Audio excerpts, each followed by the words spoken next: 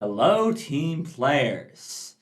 So, if you don't know, when Starfinder 2E was first announced a couple months ago, I did a video covering the field test for the Soldier class. Well, we just got the field test for the second class in Starfinder 2E. So today I'm going to be covering the Mystic. Let's dive in. But first, a huge thank you to my very first channel member, Underhill. Join today for some amazing perks.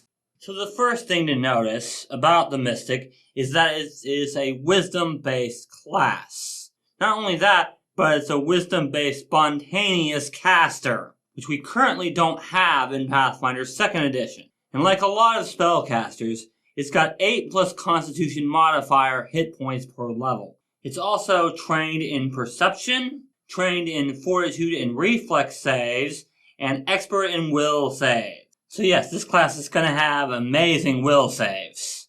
But for skills, you get a skill based on your subclass, as well as Nature if you're a Primal caster, and Religion if you're a Divine caster, and 2 plus your Intelligence modifier other skills. Yes, the Mystic allows you to choose between Divine and Primal spells. Both lists have amazing support spells. And of course, the Mystic is a spellcaster, so they're trained in spell attack rolls and DCs. And they're also trained in Mystic class DC, but I really don't think they're going to keep that because right now nothing goes off it. Mystics are also trained in simple weapons and unarmed strikes, as well as light armor and unarmored defense. And of course, our initial proficiencies, which I just covered, as well as our ancestry and our ability boosts all work the same as in Pathfinder 2E. Our subclass is called a connection. This determines the type of spells, our spell list, and our additional spells that we get. It also gives us a harmony benefit that determines how we can use our vitality network, which I'm going to cover here in a little bit. We got 2 connections in this field test. I won't be covering the additional spells that you get from these connections, because a lot of those are brand new spells, and I want to do a separate video on those. But I will be covering the rest of it. So first we have the healing connection. This subclass gives you the Divine list and the medicine skill. It also gives you the Vitalize focus spell, which is very broken. And the harmony benefit is that if you cast a heal spell on one of your bonded allies, which don't worry, I'm going to cover as soon as I get done with the 2 subclasses, and that spell heals the target to its maximum hit points. Any excess hit points that the target would have gained from the spell are regained by your vitality network up to your level. So basically, if you're level 10 and you cast a heal spell on one of your bonded allies, and that heal spell would have healed 10 over their maximum hit points, you can add that to your vitality network. But temporary hit points do not trigger this. And Vitalize essentially works the same as a heal spell, except number 1, it's a focus spell, and number 2, it does heal 2 less damage than the regular heal spell. But this essentially means that the Mystic can heal the target up to the number of focus points they have per combat indefinitely. It doesn't matter how many combats you get into in a day. As long as you have the focus points, you can heal a target with this. Or multiple targets. And the best part is, this spell only affects your bonded allies. Meaning, you can do the 30-foot burst, and it will only heal your allies. And the target doesn't even have to be living either. So even if your allies with an undead creature, you can still heal them along with everybody else with this. I told you this was busted. And if you think this is the only thing that's busted about the Mystic, you are dead wrong. But we'll talk about those a bit later. The Rhythm connection gives you the Primal spell list and training in Performance. Its harmony benefit is that if you use Transfer Vitality to heal an ally, that ally gains a +1 bonus to attack and damage rolls until the end of their next turn. If you heal more than one ally with Transfer Vitality, only one ally gains this benefit. So this is essentially Inspire Courage every time you use your Vitality Network, but only for one creature, which honestly is okay. But then of course we've got our focus spell, Song of the Spheres. As part of casting this spell, you need to make a performance check. You bolster your allies within 60 feet depending on the check. If you succeed on this check, then you and all your bonded allies gain a +1 bonus to attack and damage rolls for 1 round. If you critically succeed, the effect lasts for 3 rounds. Even if you fail the check, you and 1 bonded ally still get the bonus. But if you critically fail, the spell has no effect. So this isn't as good as the Bard's Inspire Courage, but it's still a very good effect. So if you're this subclass, I would recommend using this focus spell as much as possible. But maybe don't be this subclass if you've already got a Bard in the party. So at this point, you guys probably have a couple of questions. What does it mean to bond with a creature? And what is the Vitality Network? Well, let's talk about both of those, shall we? First, let's talk about another ability that the Mystic has that I think is pretty broken. Mystic Bond. You choose up to 10 willing creatures to bond with. This requires 10 minutes and lasts until you or the bonded creature no longer wish to pursue the bond. In other words, indefinitely until either you or the creature you bonded with decide to break it. You are always considered to be part of your bond. You always know the general direction and distance of every creature you're bonded with. In addition, you also know any conditions that are affecting them. So, why do I think this is broken? Well, you always know where your allies are, and you never have to do a recall knowledge to diagnose what is affecting them. As long as you know the spell to help them, you can just immediately cast it and get rid of that condition. And that's just the base bond. It gets better at higher levels. And of course, we do have the Vitality Network.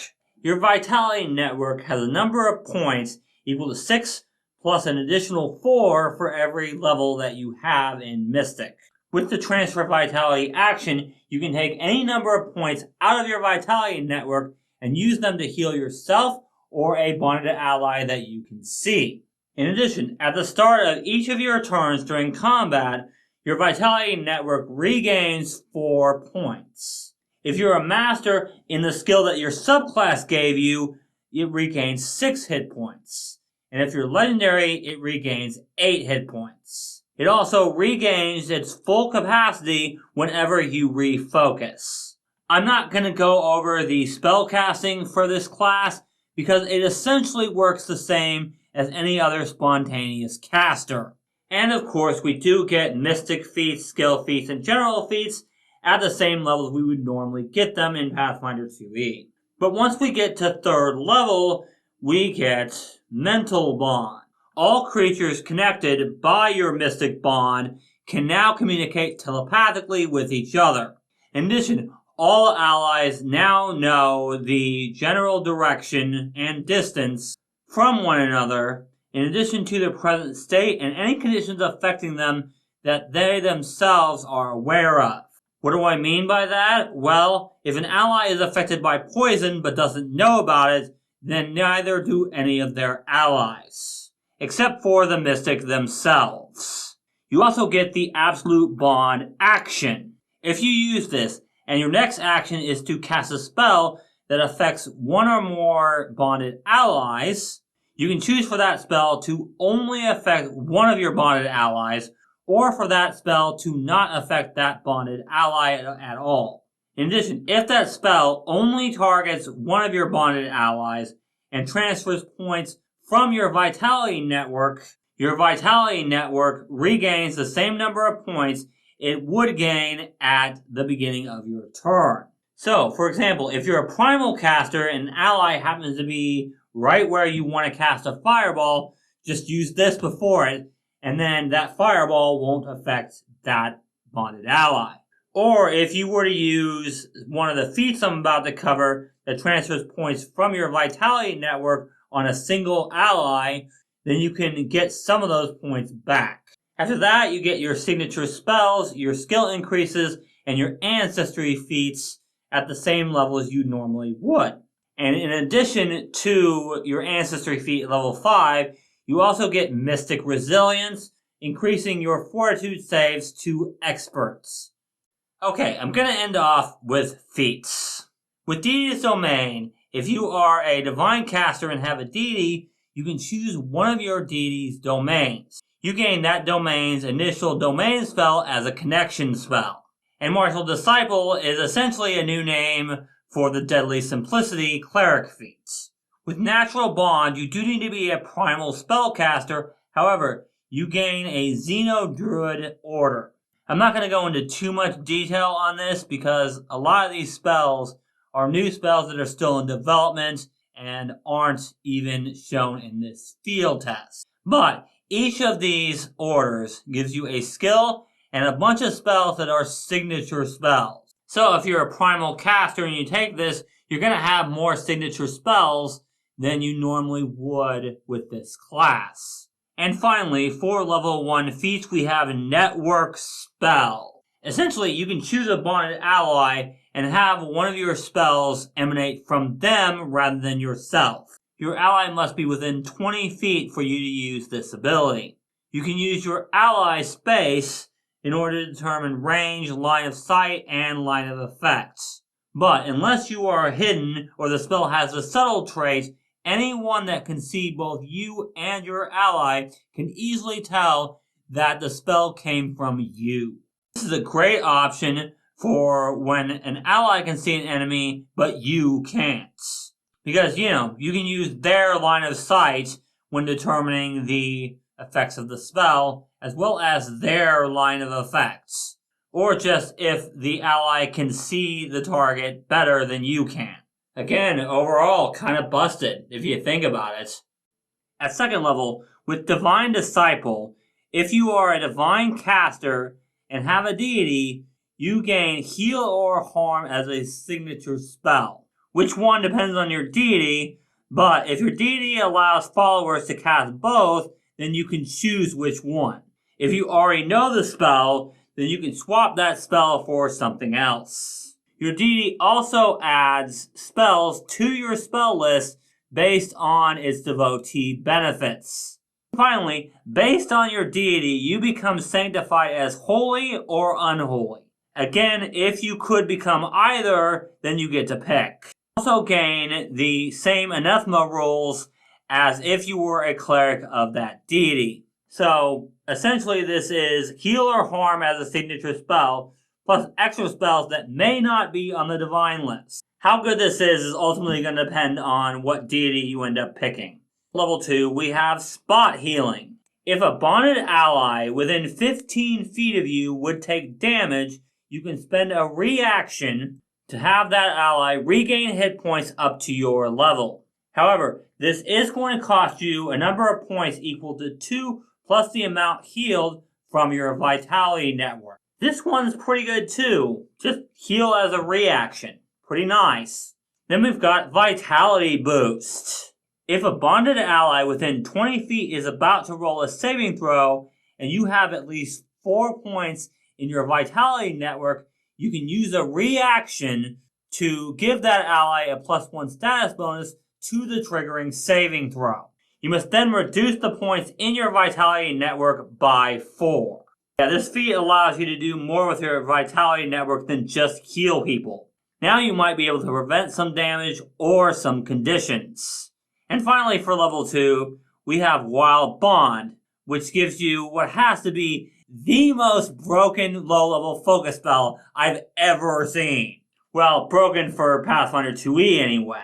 We don't have the rules for Starfinder 2e yet, but it probably won't be as broken for Starfinder 2e. With the Wild Bond focus spell, you can choose one willing bonded creature within 30 feet. That creature gains one of the following abilities for 1 minute. Burrow speed of 15 feet, climb speed of 20 feet, fly speed of 20 feet, swim speed of 25 feet, land speed of 40 feet, a jaw unarmed attack that deals 1d8 piercing damage, a claw unarmed attack that deals 1d6 slashing damage and has the agile or finesse traits, or Dark Vision.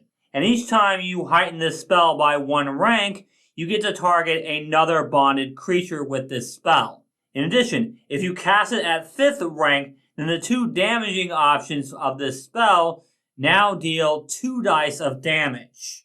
Just the fact that this spell can make a target fly at 2nd level is insane for Pathfinder 2nd edition. So what if it's only a 20-foot fly speed? Honestly, as a GM, if I'm allowing Mystic in my game, I'm removing the fly option from this spell until at least level 5.